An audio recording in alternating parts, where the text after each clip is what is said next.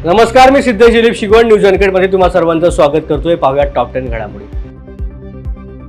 शरदचंद्र पवार राष्ट्रवादी काँग्रेस पक्षाला मोठा धक्का बसलाय। आचारसंहितेचं उल्लंघन केल्याप्रकरणी पक्षाचे स्टार प्रचारक माजी गृहमंत्री अनिल देशमुख यांच्यावरती हिंगणघाट पोलीस ठाण्यामध्ये गुन्हा दाखल केला गेलाय।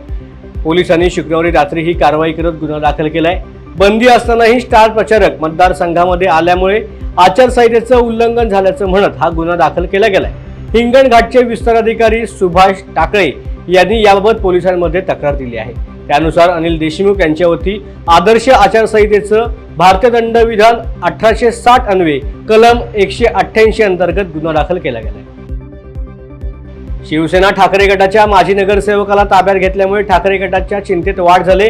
मिळालेल्या माहितीनुसार नवी मुंबईचे माजी नगरसेवक आणि उद्धव ठाकरे गटाचे पदाधिकारी MK मडवी यांना खंडणी विरोधी पथकाने अटक केली। ऐरोली सेक्टर 5 मधील कार्यालयामधून MK मडवी यांना अटक करण्यात आल्याची माहिती समोर आली। ठेकेदाराकडे 2.5 लाख रुपयांची खंडणी मागितल्याप्रकरणी MK मडवी यांना अटक करण्यात आल्याची माहिती सूत्रांकडून कळाली आहे।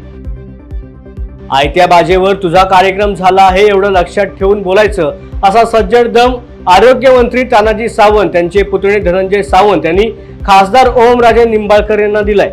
ओमराजे यांनी तानाजी सावंत यांच्यावरती टीका केली होती। त्याला आज धनंजय सावंत यांनी धाराशिव येथे झालेल्या युवा संमेलनात उत्तर दिलंय। तुझी लायकी नसताना तुला सावंत साहेबांनी तिकीट मिळवून दिलं, तेव्हा लायकीत राहून बोलायचं, अशी टीका धनंजय सावंत यांनी ओमराजेंवरती केली आहे। ते सांगतात बघा, बसमध्ये जागा दिली, पण अरे पण राजा म्हणावं, तू बसमध्ये एका महिलेला जागा दिली, पण या महाराष्ट्राच्या 12.5 कोटी जनतेसाठी किंवा त्या महिलांसाठी आमच्या लाडक्या मुख्यमंत्र्यांनी बसच फुकट केली ना। ती काय सांगते, जागा दिली, काय बोलावं, किती बोलावं, कसं बोलावं, थोडं तर ते माझ्यावर मी टीका करत होतो, बाहेर तू जेवढी यंत्रणा खासदार झाल्यावर घेऊन फिरला ना, हा धनंजय सावंत तेवढी तर मोकळ्यात घेऊन फिरतो। कारण तुझं तिकीट ज्यावेळेस सावंत साहेबांनी मागच्या वेळेस घेतलं, याचा साक्षीदार तू सुद्धा आहे। त्यावेळेचे पक्षप्रमुख माझं नाव घेऊन म्हणले होते, तानाजीराव धनंजयला तिकीट घ्या। त्यावेळेस तानाजीरावांनी हेच सांगितलं की साहेब, ओमराजे सुद्धा मला माझ्या पुतण्यासारखा आहे, मी निवडून आणतो, तिकीट घेतलं, तुला दिलं। आयत्या बाजावरती आता ताईत माझ्या म्हणून पुढचं बोलत नाही, आयत्या बाजावर तुझा कार्यक्रम झालाय, लय बोडायला लावलं तर तुझी लायकी तुला दाखवल्याशिवाय हा धनंजय सावंत राहणार नाही, एवढं लक्षात ठेवायचं। जळगाव जिल्ह्यामधील रावेर लोकसभेच्या निवडणुकीमध्ये महाविकास आघाडीचे उमेदवार श्रीराम पाटील यांच्या प्रचारार्थ राष्ट्रवादी काँग्रेसचे OBC सेलचे अध्यक्ष राज राजापूरकर हे जळगावच्या चोपडा तालुक्यामध्ये आले होते।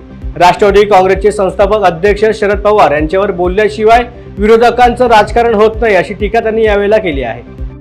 असं आहे की पवार साहेबांवरती बोलल्याशिवाय कुठल्याही व्यक्तीला या महाराष्ट्रामध्ये, या राज्यामध्ये मोठं होता येत नाही, अशा प्रकारची एक ठिकाणी आता ती एकरीत बनलेली आहे। आणि त्यामुळे सातत्याने पवार साहेबांवरती काही ना काही विषयाच्या माध्यमातून टीका करायची, जेणेकरून त्या टीकेचं जो केंद्रबिंदू आहे कुणाला स्वतःकडे ते आकर्षण केंद्र बनायचं आणि मीडियाच्या माध्यमातून त्यांना प्रसिद्धी मिळेल, अशा प्रकारची एक त्या ठिकाणी एक भूमिका तयार झालेली आहे। पण एवढं सांगावं असं वाटतं मला की महाराष्ट्रातल्या प्रत्येक सामान्य नागरिक, अगदी शेवटचा घटक जो असेल, त्याला देखील हे माहिती आहे की पवार साहेबांनी या महाराष्ट्राला काय काय दिलं। त्यामुळे सातत्याने आता ते पवार साहेबांनी महाराष्ट्राला काय दिलं हे जाण्यापेक्षा मला असं वाटतं की अजितदादांनी हे बघावं की त्यांनी 70,000 कोटीचा घोटाळा करून स्वतःच्या 70,000 कोटीला वाचवण्यासाठी आणि परिवाराला वाचवण्यासाठी ते पक्षातनं बाहेर पडले, आणि त्याच ठिकाणी 60 ते 70,000 कोटीचं जे आहे शेतकऱ्यांची कर्जमाफी तीच पवार साहेबांनी त्या ठिकाणी दिली।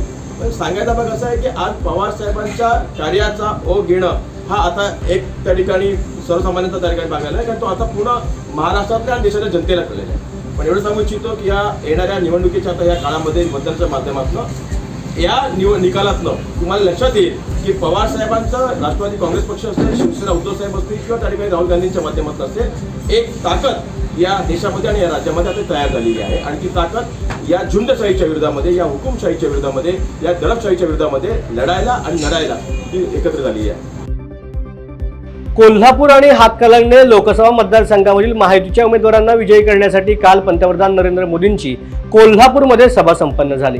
कोल्हापूर लोकसभा मतदारसंघामध्ये महायुतीचे उमेदवार खासदार संजय मंडलिक आणि महाविकास आघाडीचे उमेदवार श्रीमंत शाहू महाराज छत्रपती यांच्यामध्ये काटेकी टक्कर होणार आहे। त्यामुळे मुख्यमंत्री एकनाथ शिंदे यांच्यासह महायुतीच्या नेत्यांनी या मतदारसंघामध्ये प्रचारासाठी जोरदार कंबर कसल्याचं दिसून येतंय। निवडणुकीच्या पार्श्वभूमीवरती मुख्यमंत्र्यांनी तर कोल्हापूरवर विशेष लक्ष केंद्रित केलंय. दरम्यान काल शनिवारी महायुतीच्या दोन्ही उमेदवारांच्या प्रचारार्थ मुख्यमंत्र्यांच्या आग्रहाखातर पंतप्रधान नरेंद्र मोदींनी महाविजय संकल्प सभा घेतली आहे. समृद्धी महामार्गावरती डिझेल चोरी करणाऱ्या परप्रांतीय टोळीला जालना येथील महामार्ग सुरक्षा पथकाने रंगेहात पकडलंय. पोलीस उपनिरीक्षक अशोक काळे हे पोलीस कर्मचाऱ्यांसह शासकीय वाहनातून रात्री गस्तीवरती असताना पहाटेच्या सुमारास महामार्गावर संशयास्पद कार आढळून आली. गाडी ओढवून तपासणी केली असता कारमध्ये 455 लिटर डिझेलने भरलेले 13 कॅन तसेच डिझेल काढण्यासाठी वापरण्यात येणारे पाईप आणि साहित्य आढळून आले. यावेळेला पोलिसांनी मुद्देमालासह आरोपींना चंदनशिरा पोलिसांच्या ताब्यात दिलं असून या प्रकरणाची फिर्याद दिली आहे. या प्रकरणी चंदनशिरा पोलिसांनी गुन्हा दाखल केला आहे. लातूर शहरामध्ये एका कारला अचानक भीषण आग लागली. यामध्ये सुदैवाने कोणतीही जीवितहानी झाली नाही. कारमधील वायरिंग जळली असून ही घटना आज सकाळी 11:30 वाजेच्या सुमारास घडली. डॉक्टर बाबासाहेब आंबेडकर चौकामध्ये चालत्या गाडीमधून अचानक धूर येत असल्यामुळे चालकाने गाडी थांबवून त्यावर पाणी टाकले, पण लागलेली आग न विझता गाडीतून धूर निघतच होता. काही तरुणांनी येथून जाणाऱ्या पाण्याच्या टँकरला थांबवून त्यामधील पाण्याचा मारा करत आग विझवली. तरुणांच्या या कार्यतत्परतेचं सर्वत्र कौतुक होत आहे. चक्राकार वारांच्या विस्कळीत स्थितीमुळे मराठवाड्यासह मध्य महाराष्ट्र आणि विदर्भात आज पावसाची शक्यता असून ढगांच्या गडगडाटासह वादळी वाऱ्याचा पाऊस होण्याची शक्यता हवामान विभागाने वर्तवली. तसेच कोकण किनारपट्टीवरती सध्या उष्ण आणि आर्द्र तापमानाची नोंद होत असून उष्णतेच्या लाटांचा इशारा दिला गेलाय. कोकण किनारपट्टी भागामध्ये उष्ण आणि आर्द्र हवामान राहणार असून ठाणे, मुंबई, रायगड, रत्नागिरी, सिंधुदुर्ग जिल्ह्यात उष्णतेच्या लाटेचा अंदाज हवामान खात्याकडून दिला आहे. तर सांगली, सोलापूर, बीड, लातूर, धाराशिव, अकोला, अमरावती, भंडारा, बुलढाणा, चंद्रपूर, गडचिरोली, गोंदिया, वर्धा, नागपूर, वाशिम, यवतमाळ या जिल्ह्यामध्ये पावसाचा इशारा दिला गेलाय. जालन्यामध्ये भोकरदन तालुक्यामधील पारत पोलीस ठाण्याच्या हद्दीमधील गावांमध्ये अधिकारी, कर्मचारी आणि केंद्रीय राखीव दलाचे जवान यांचं पथसंचलन झालंय.